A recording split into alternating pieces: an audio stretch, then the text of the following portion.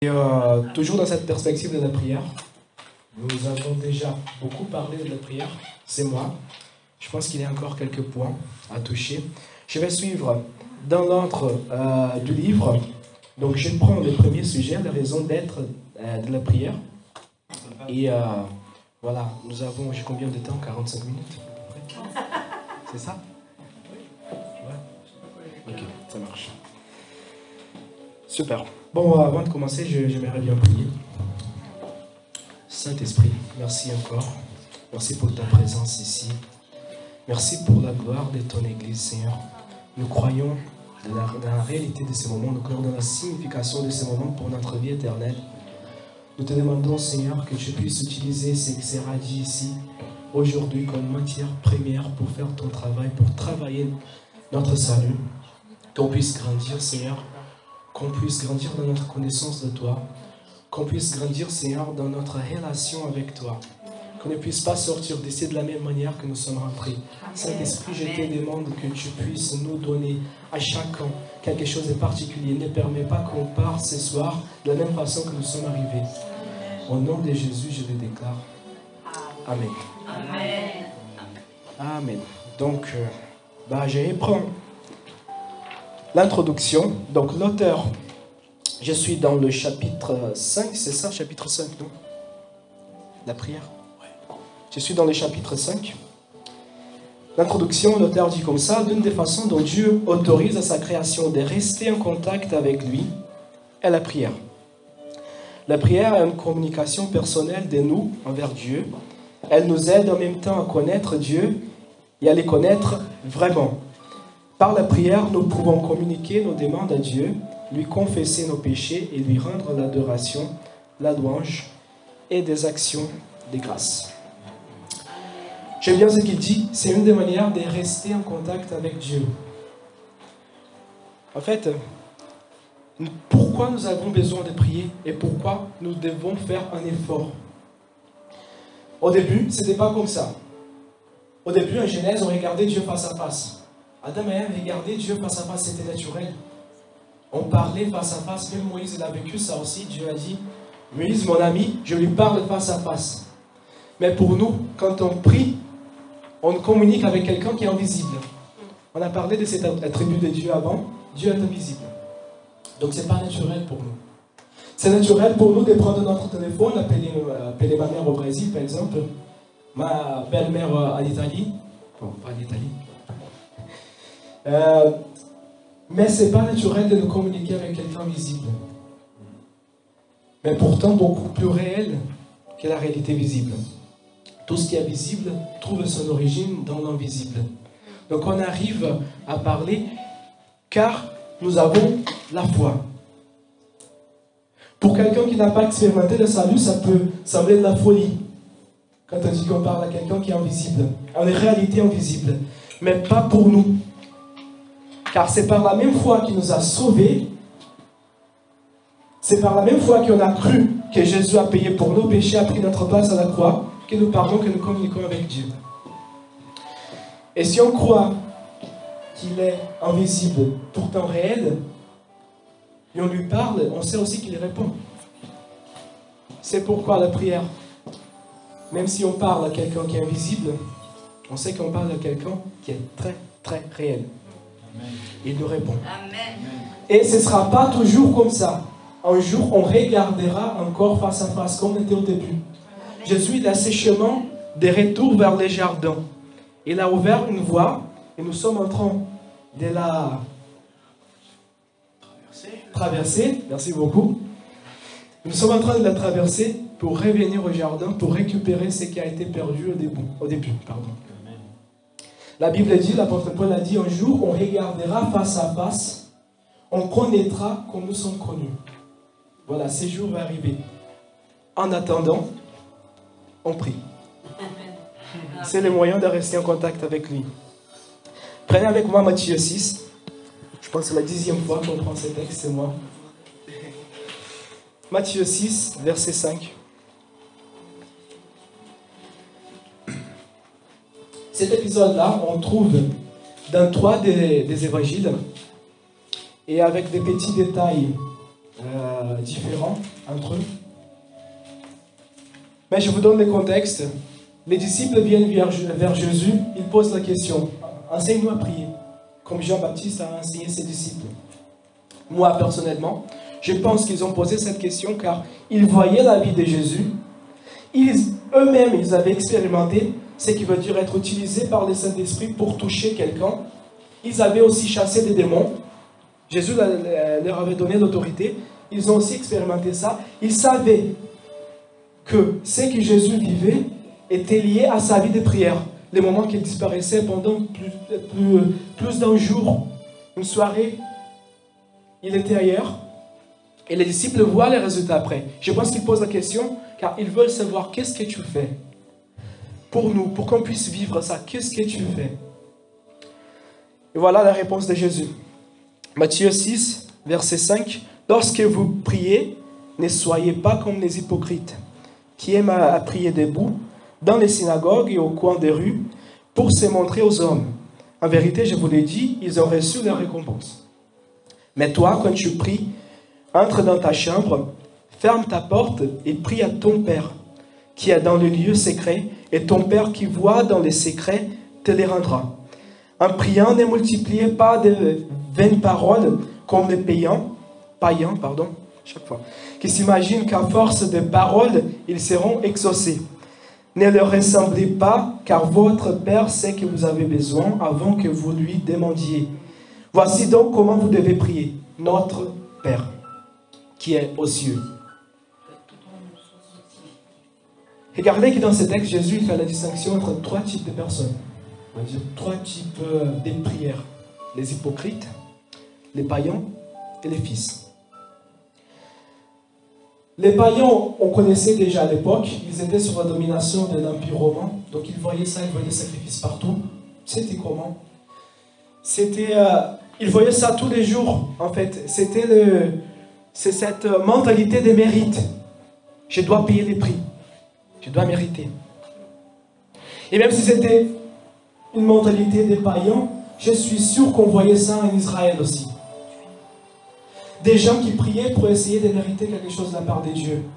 Ça, c'était la mentalité déjà automatique, on va dire, la conséquence de la loi. Lorsqu'on lisait la loi, on pensait qu'on doit obéir ça, ça et ça pour gagner notre salut.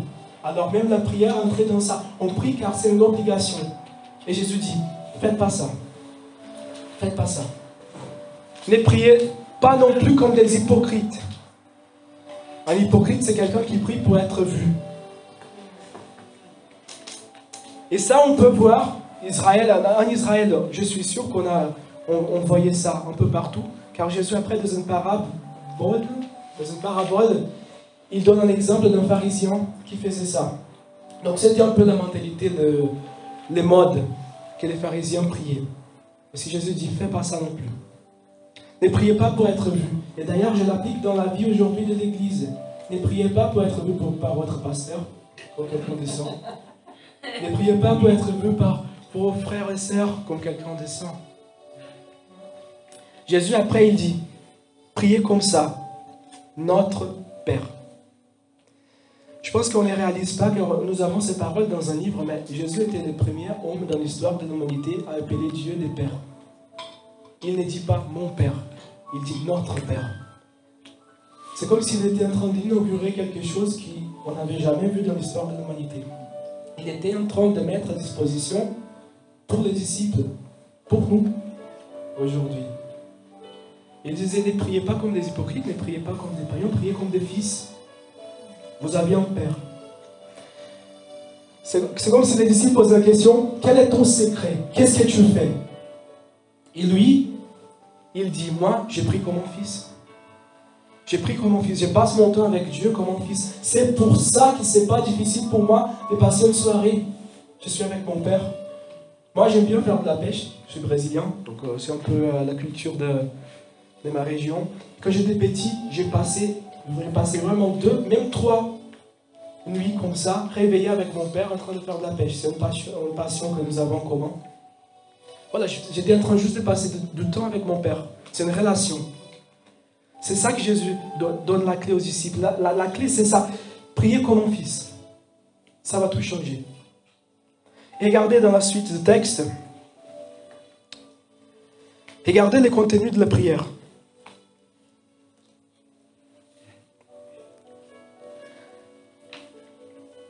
Ça va, ma voix ne vous gêne pas trop? Non. Ça va? Ok. Je vais lire le verset 10. Notre Père qui est aux cieux, ça c'est la fin du verset 9, que ton nom soit sanctifié, que ton règne vienne, que ta volonté soit faite sur la terre comme au ciel.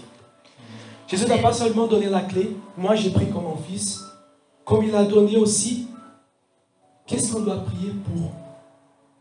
C'est comme s'il dit, vous n'allez plus prier car c'est une obligation, vous n'allez plus prier pour mériter quelque chose, vous n'allez plus prier pour être vu, vous allez prier car vous êtes un fils.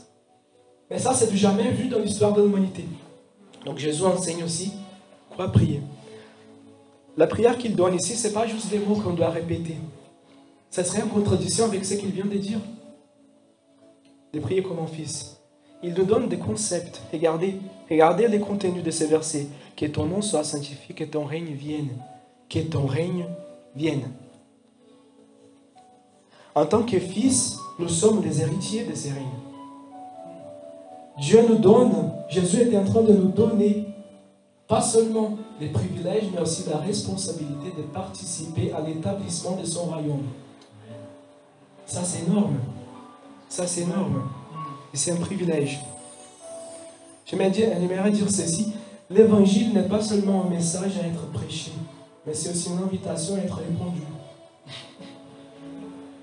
Dieu ne nous invite pas seulement à être sauvés pour la vie éternelle. Ça, c'est la porte d'entrée. Mais après, la Bible dit que nous recevons un esprit qui c'est le sceau. Il met en nous le sceau comme membre de la famille de Dieu, nous devenons des fils. Comme Jésus vient de dire ici. Et après, nous participons à l'établissement et à la croissance de son royaume sur la terre. Donc, les contenus de ces versets, regardez, que ton nom soit sanctifié, que tout ce qu'on fait, que la façon comment on vit, que c'est qu'on parle, que c'est qu'on prêche, sanctifie ton nom en premier. Que ton règne vienne. Nous avons déjà expérimenté ça, nous savons que c'est la vérité, mais les autres, pas encore. Que ton règne vienne. Que ton règne soit établi. Après, au verset 11, donne-nous aujourd'hui notre pain quotidien. Pardonne-nous nos offenses comme nous pardonnons aussi à ceux qui nous ont offensés. Les autres deux versets, pour moi, ça parle de la dépendance qu'on doit toujours garder envers lui. Prenons avec moi le premier paragraphe de la section « La raison d'être de la prière ». L'auteur dit comme ça. Dieu ne veut pas que nous prions pour savoir ce dont nous avons besoin, car Jésus a déclaré, votre Père sait qu'il vous faut avant que vous le lui demandiez. Au contraire, Dieu désire que nous prions pour que notre dépendance à son égard augmente. Lorsque nous venons à lui dans la prière, pour quelque chose, nous exprimons une confiance en lui. C'est une confiance qu'il entendra, il répondra à nos prières. C'est pourquoi Jésus compare notre prière à un enfant qui réclame à son père un poisson ou un œuf. De même qu'un enfant fait confiance à son père et s'attend à ce qu'il subvienne à ses besoins, de même, nous devons nous attendre dans la foi à ce que Dieu subvienne à nos besoins. C'est pourquoi Jésus a dit, si vous priez avec foi, tout ce que vous demanderez, vous l'obtiendrez. Amen. Amen. Donc Jésus, dans ces versets, quand il enseigne les disciples à prier, il donne déjà la responsabilité et les privilèges de participer à l'établissement de son royaume, mais il montre aussi, les versets 11, donne-nous aujourd'hui notre pain, pardonne-nous nos péchés, sans enlever notre dépendance et la nécessité de faire confiance en lui pour avoir notre provision tous les jours, mais aussi pour le pardon de nos péchés tous les jours. Prenez avec moi Luc 11. Luc chapitre 11, verset 11. C'est le texte que l'auteur a cité. C'est quel verset? Verset 11. 11. Quel père parmi vous, Si son fils lui demande du pain, lui donnera une pierre? Ou s'il lui demande du poisson, lui donnera-t-il un serpent au lieu d'un poisson? Ou s'il demande un œuf, lui donnera-t-il un scorpion? Si donc vous, qui êtes mauvais, vous savez donner de bonnes choses à vos enfants, à combien plus forte raison le Père Céleste donnera-t-il le Saint-Esprit à ceux qui lui demandent?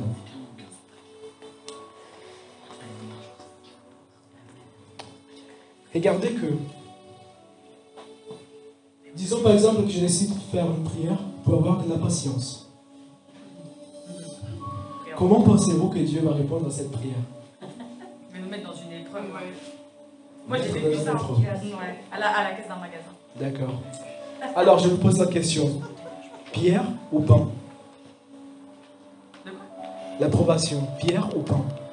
C'est une pierre ou c'est du pain? Ah, cette réponse, ok. Ah, C'est du pain. c'est du pain, oui. Ça semble une pierre, mais c'est du pain. Scorpion ou œuf? Ça semble un scorpion. Un scorpion, ça peut sembler un scorpion. Je fais une prière, je demande à Dieu d'avoir plus de compassion. Il me met un collègue très difficile pour partager le bureau avec. Scorpion ou œuf? Œuf. Ça peut sembler. C'est ça que Jésus dit ici. Si vous demandez quelque chose à votre Père et vous savez qu'il va vous donner, qu'il est votre provision, vous pouvez faire confiance à lui. Un être humain. À combien plus forte raison envers ton Père Céleste? Si tu pries et tu vois les choses qui deviennent de pire en pire, ça s'est dit non, de pire en pire, avant de voir un résultat, fais confiance encore. Si nous, qui sommes mauvais, savons donner de bonnes choses à nos fils, à combien plus forte raison notre Père Céleste? Quand Moïse arrive en Égypte avec le message de salut pour délivrer les peuples qui étaient en esclavage depuis beaucoup de temps, 400 ans si je ne me trompe pas, il commence à prêcher ces messages de délivrance en disant que Dieu a préparé une terre, un pays pour Israël. Il parle au Pharaon. Au premier contact, les choses deviennent 300% pires. Il augmente la charge de travail, l'exploration, la violence. Des gens sont sûrement morts dans cette période, dans cette transition. Mais après, on voit les résultats. Ils rentrent dans cette terre. Ils reçoivent cette terre par héritage. Même si c'est difficile, même si ça peut sembler difficile au travail, à la maison, dans la famille, fais confiance. Dieu ne peut pas travailler dans nos circonstances sans qu'on lui donne d'abord de la foi. La foi, c'est la porte pour qu'il puisse toucher la situation. Amen. Hébreux 11, 6. C'est ça, Hébreux 11, 6. Dit, ceux qui s'approchent de Dieu doivent croire qu'il existe, qu'il rémunère ceux qui le font. Amen. Même si ça peut sembler une pierre, un serpent ou un scorpion, on continue à faire confiance. Car on sait qui nous a sauvés. On sait sur quel message on a mis notre foi.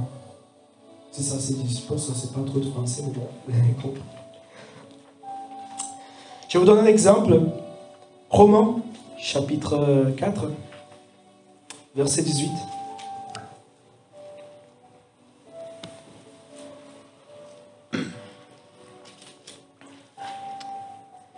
Espérant contre toute espérance, il crut, Abraham, et devant aussi père d'un grand nombre de nations, selon ce qui avait été dit, telle sera ta descendance.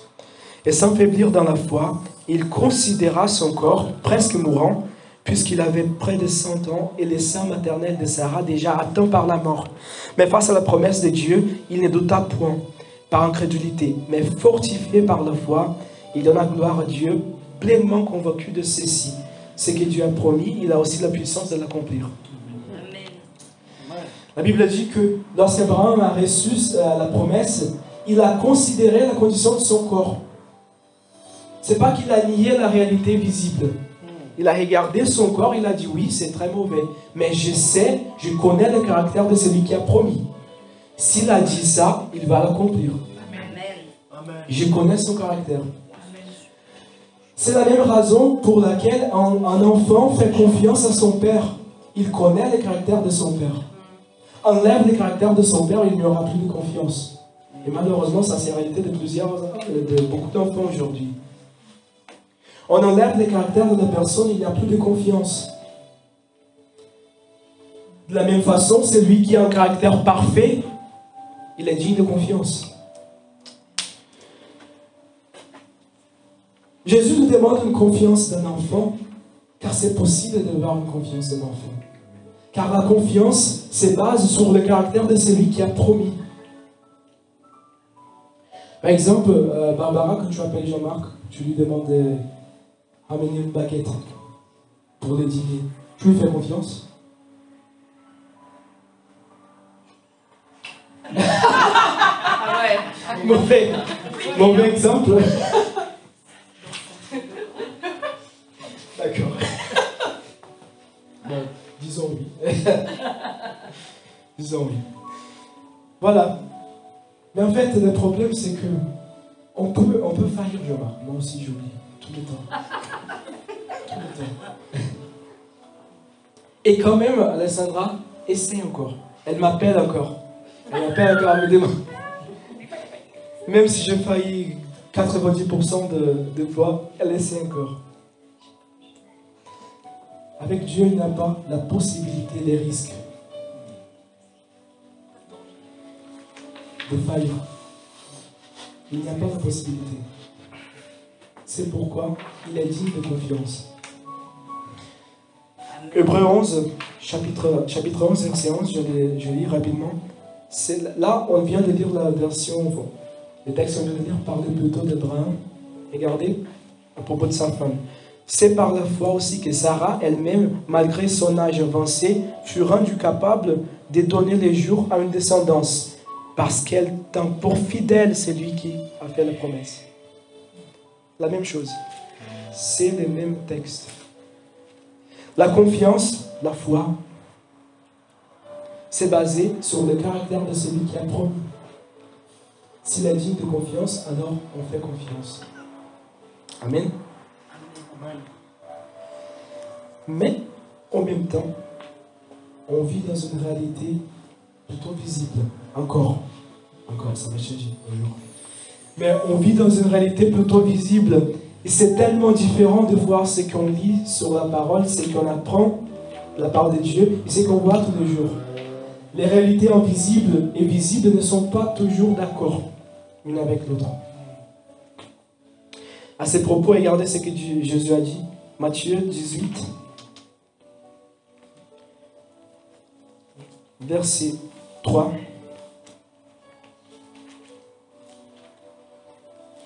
Je prends plutôt du verset 1 pour nous donner le contexte. À ces moments, les disciples s'approchèrent de Jésus et dirent: qui donc est le plus grand dans les royaumes des cieux? Pas trop de mentalité d'enfant. Alors Jésus appela un petit enfant, le plaça au milieu d'eux et dit: en vérité, je vous l'ai dit, si vous ne vous convertissez et si vous ne devenez comme des petits enfants, vous n'entrerez point dans les royaumes des cieux.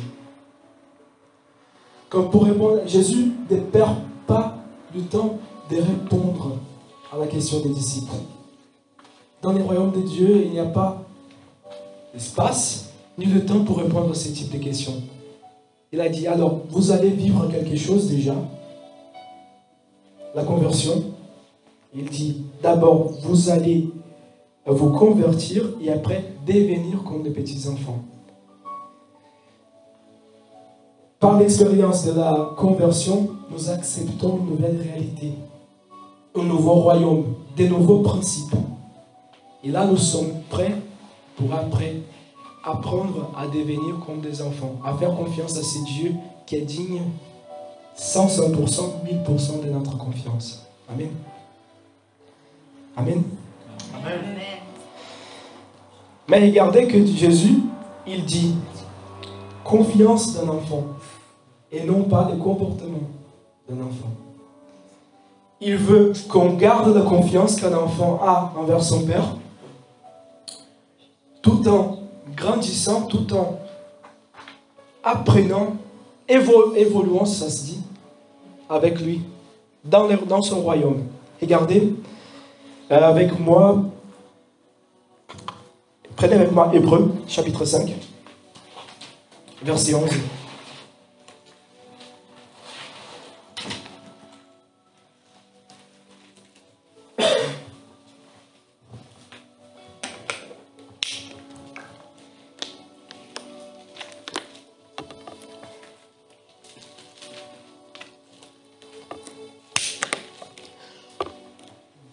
Dans notre marche avec Dieu,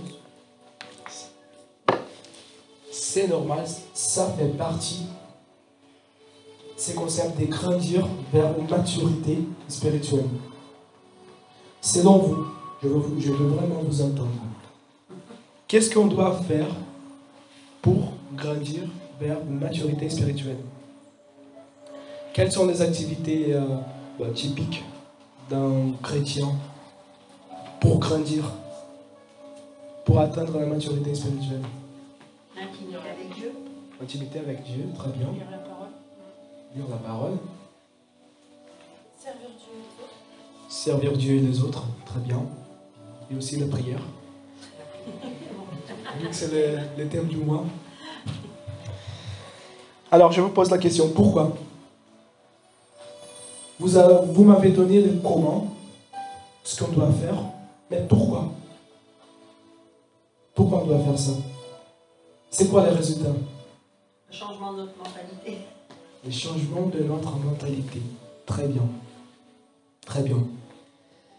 Vous avez déjà remarqué que lorsqu'on passe beaucoup de temps avec quelqu'un, on commence à lui ressembler. Ouais, c'est ça. On commence à absorber quelque chose de lui. On commence à parler comme cette personne. Elle aussi, elle commence à parler comme nous.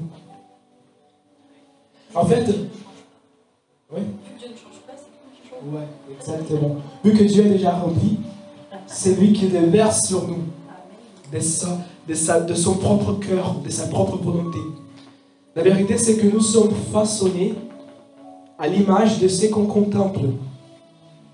Contempler Dieu face à face, c'était impossible avant. Mais aujourd'hui, c'est plus le cas. On contemple avec la face dévoilée. Le verset préféré du pasteur. Aujourd'hui, on a le privilège de contempler Dieu face à face, comme ça, d'être transformé par cette contemplation. Ça s'est fait à travers toutes les activités qu'on vient de mentionner ici. La prière, servir les autres, lire la parole, intimité avec Dieu, dans un cadre plus général. C'est lorsqu'on rentre dans ces lieux secrets pour parler avec Dieu, pas seulement dans les lieux secrets, mais là aussi. Chacun d'entre nous emporte une portion de Christ. Et lorsqu'on s'aimait, lorsqu'on a ces moments de communion, c'est l'occasion pour moi de déverser ce que je porte, mais aussi de recevoir la portion que vous avez. Moïse regardait Dieu face à face tous les jours. Tous les jours. Mais lorsque Dieu voulait lui donner une suggestion de comment régler les problèmes avec le peuple, il a passé par son beau-père. Est-ce qu'il avait besoin? Il a décidé de faire comme ça. Regardez ce qu'il dit, Hébreux, chapitre 5, verset 11. À ce sujet, donc là, l'auteur, il vient d'une série de raisonnements. Il grandit, comment on va dire, progressivement en complexité de ce qu'il parle. Il arrive au point où il sent qu'il ne peut plus avancer à cause de cela. À ce sujet, nous avons beaucoup à dire et des choses difficiles à expliquer parce que vous êtes devenus lents à comprendre. Alors que vous devriez, avec le temps, être des maîtres. Vous avez de nouveaux besoins qu'on vous enseigne les premiers principes élémentaires des oracles de Dieu. Vous en êtes venus à avoir besoin de lait et non d'une nourriture solide. Or, quiconque est au lait n'a pas l'expérience de la parole de justice, car il est un enfant. Mais la nourriture solide est pour les hommes faits, pour ceux qui par l'usage ont les sens exercés au discernement du bien et du mal. L'auteur il laisse clair qu'il y a une expectative lorsque nous rentrons dans le royaume de Dieu, qu'on puisse grandir, qu'on puisse avancer, qu'on puisse comprendre, saisir des principes de plus en plus complexes.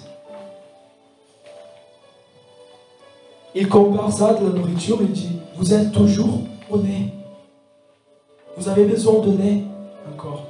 Alors que vous devriez, ça c'est dit, c'est bien. Merci.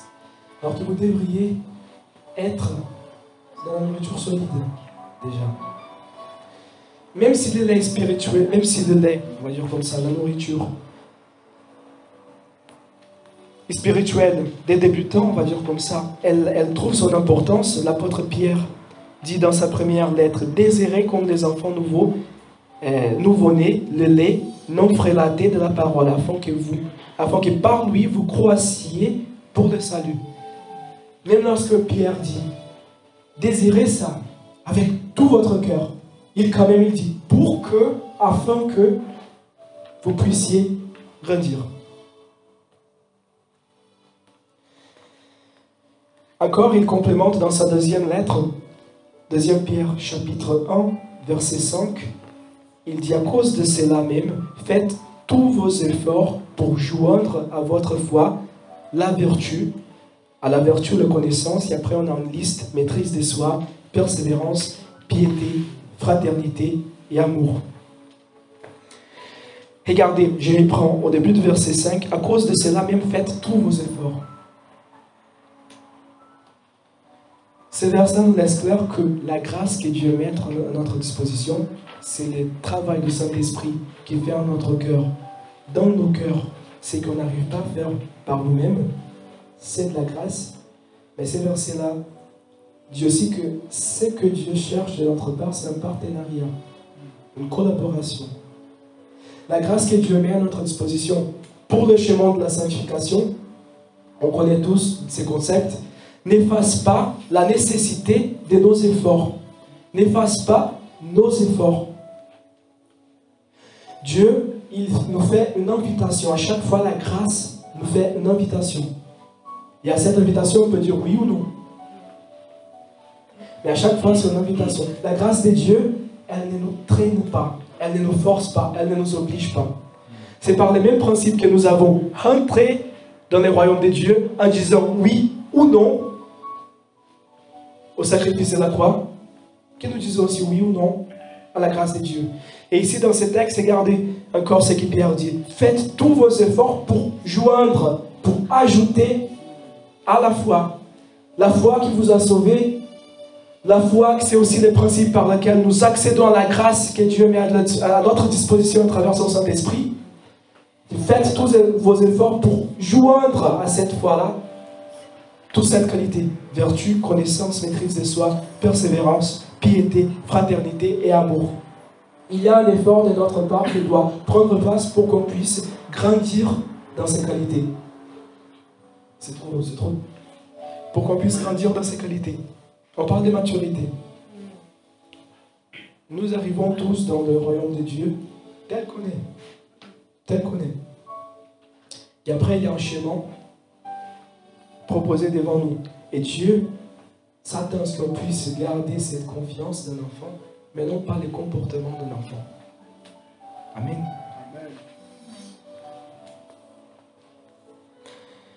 Donc je reprends après. La fraternité, l'amour, toujours le même texte. Là je suis vers le verset 9. En effet, si ces choses existent en vous et s'y multiplient, elles ne vous laisseront pas sans activité ni sans fruit pour la connaissance de notre Seigneur Jésus-Christ. Mais celui qui ne les possède pas est un aveugle. Il a les yeux fermés, il a mis en oubli la purification de ses anciens péchés. L'apôtre Pierre est en train de dire, celui qui ne s'applique pas à développer ses qualités, à collaborer avec la grâce, il ne prend pas au sérieux le salut qu'il a reçu.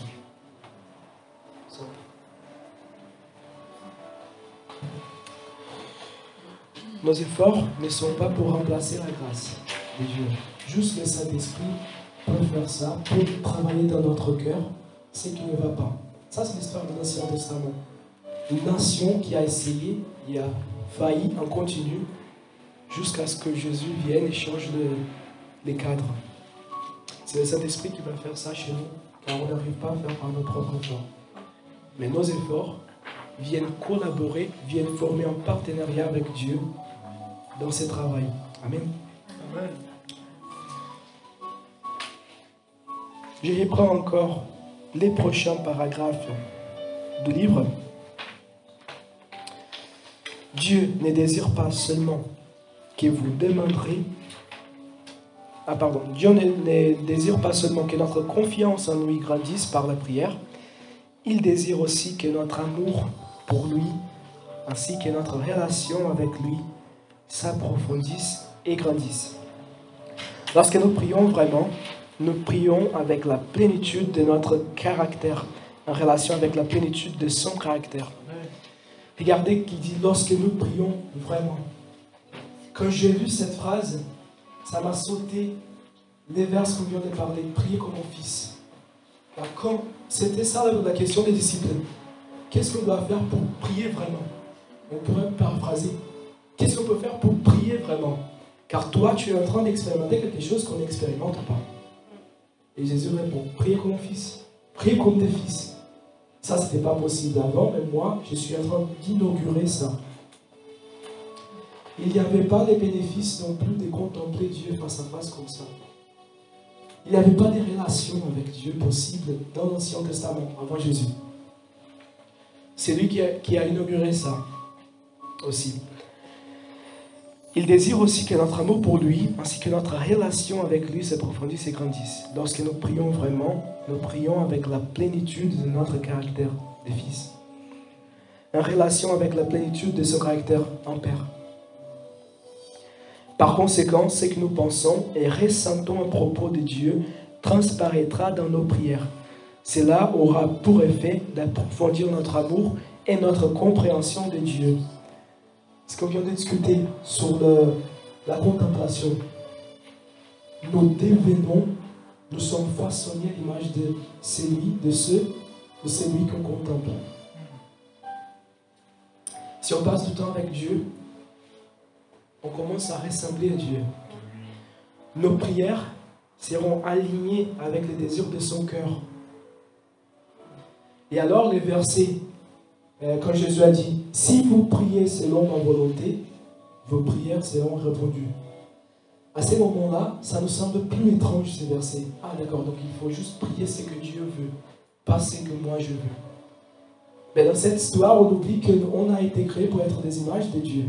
Et si Jésus est vraiment ces chemins vers les jardins, des chemins vers des retours, c'est des chemins de retour vers les vraies images de Dieu. Nous avons été créés pour révéler qui est Dieu. Alors c'est tout à fait cohérent que ce qu'on demande à Dieu soit d'accord avec ce qui est déjà dans son cœur.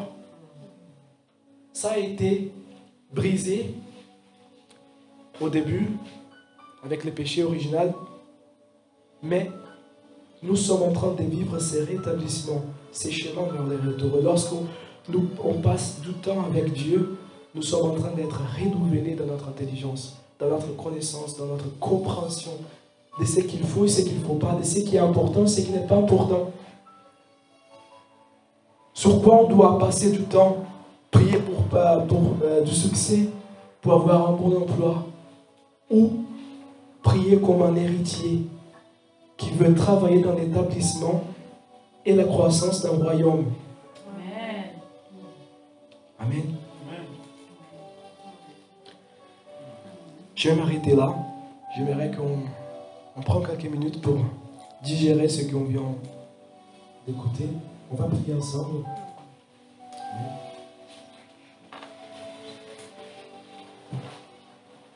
Seigneur, quel privilège tu nous donnes d'être appelés pas seulement des fils, ça c'est la porte d'entrée dans ton royaume, mais aussi des héritiers, co-héritiers avec Christ. Nous sommes appelés à participer à l'établissement de ton royaume, à la croissance de ton royaume. Et ça c'est énorme. Des fois nous ne réalisons pas l'importance, la signification de cela. Mais Saint-Esprit, aide-nous. C'est toi l'esprit des révélations. C'est toi qui nous montre.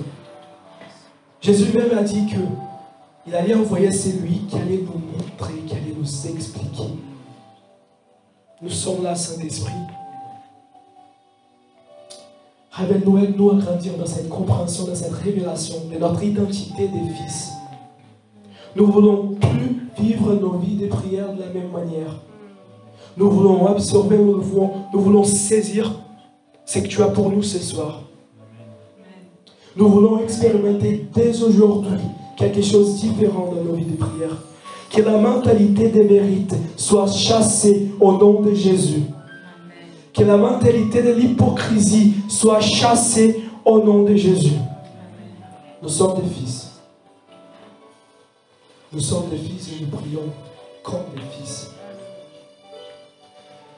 Merci Seigneur, car tu as aussi pour nous un chemin de croissance proposé, auquel nous voulons mettre, comme le dit la parole, tous nos efforts pour collaborer avec ta grâce. Ah Seigneur, pardonne-nous les fois qu'on n'a pas pris au sérieux la grâce et le salut que nous avons reçu.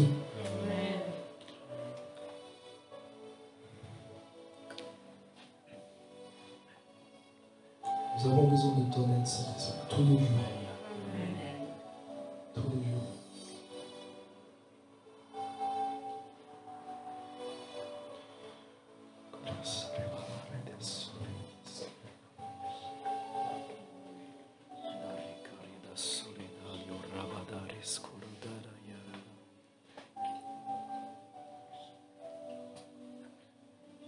Dis à Dieu ce qu'il y a dans ton cœur. Prends quelques minutes. Commençons dès maintenant à vivre nos vies de prière comme des fils, avec cette mentalité des fils. Laisse que ça soit la base de ta prière, la prière que tu vas présenter à Dieu en ces moments.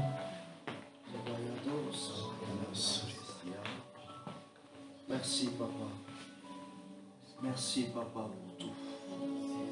Merci Papa pour tout. Merci pour l'opportunité, la filiation, l'adoption. Merci pour toute l'assurance qui peut découler de ta présence, le fait de recevoir la vérité par rapport à notre caractère, par rapport à notre identité, par rapport à cette relation que nous avons avec toi. Père, vraiment, merci. Merci parce que lorsque le Fils prie, le Fils il est toujours accueilli, le Fils a droit. Alors Seigneur, c'est parce que j'ai droit aux bénédictions du royaume que je me tiens et je peux proclamer, que je peux confesser, que je peux m'attendre. Amen.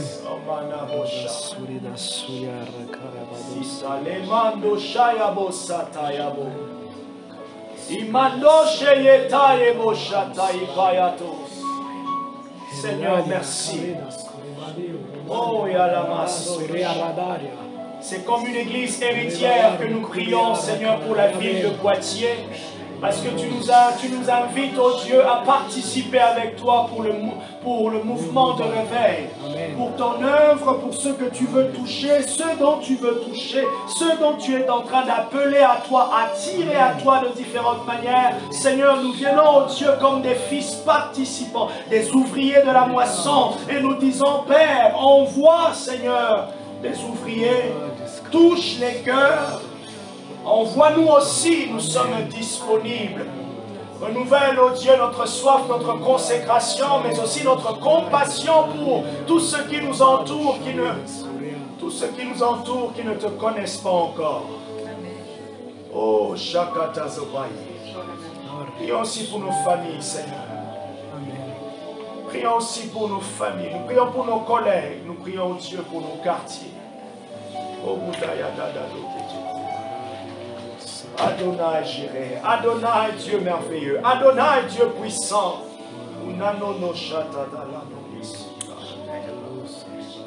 Merci Jésus. Alléluia. Merci Seigneur. Merci Seigneur pour ce qui a été partagé, déposé dans nos cœurs. Ce soir, nous croyons que ça va porter des fruits, des fruits qui glorifient à toi et à ton royaume.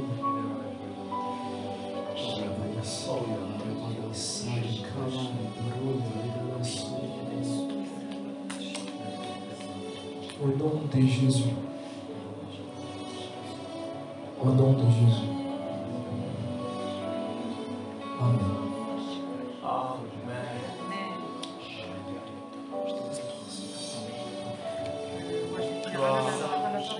Gloire au Seigneur. Merci, merci Dieu merveilleux.